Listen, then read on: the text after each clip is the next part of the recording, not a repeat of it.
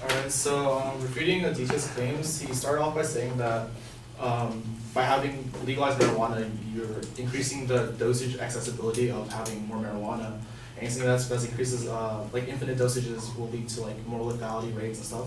But in a study done on marijuana, it's actually almost nearly impossible to overdose on marijuana, having to take over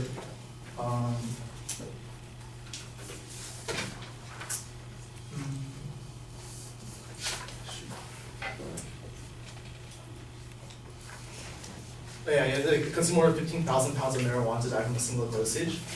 And that his second point was saying that THC attacks neurons, but if THC is so lethal, then how come we have hemp in our society? Hemp is a byproduct of cannabis. It comes from the same sativa plant that we use hemp for many things such as rope, clothing, and sometimes even additives for food. And that hemp has levels of THC that is acceptable by the FDA and is able to be consumed, and there's no harm correlated to that stuff.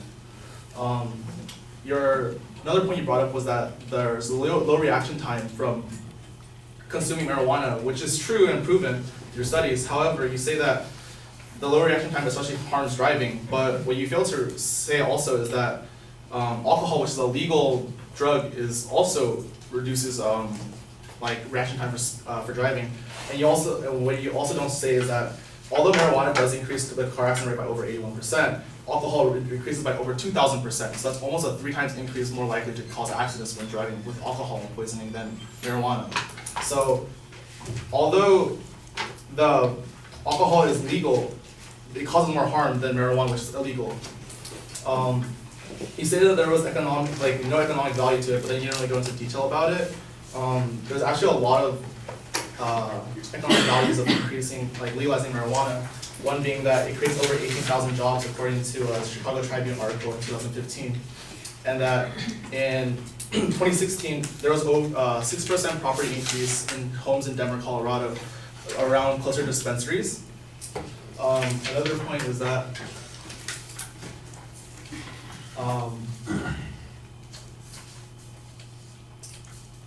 you also say that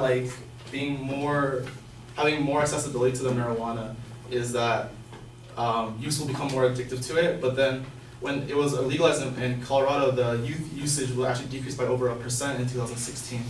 So then the legalization actually didn't lead to a increase in usage, but actually a decrease.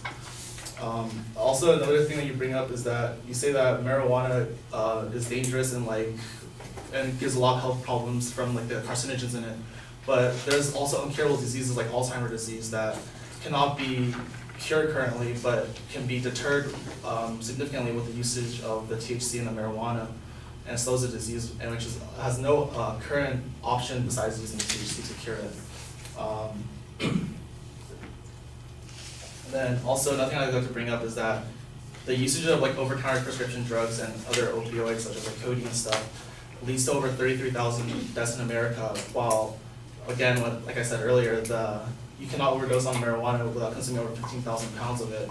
So that these legalized drugs are very potent in being able to be fatal, but it's legal. And then there's marijuana, which is not proven to have any lethal effects on a body, except for small causation, which does not cause correlation. Or there's a small correlation, but does not cause causation. And so there's no thing that shows that marijuana is lethal in that sense.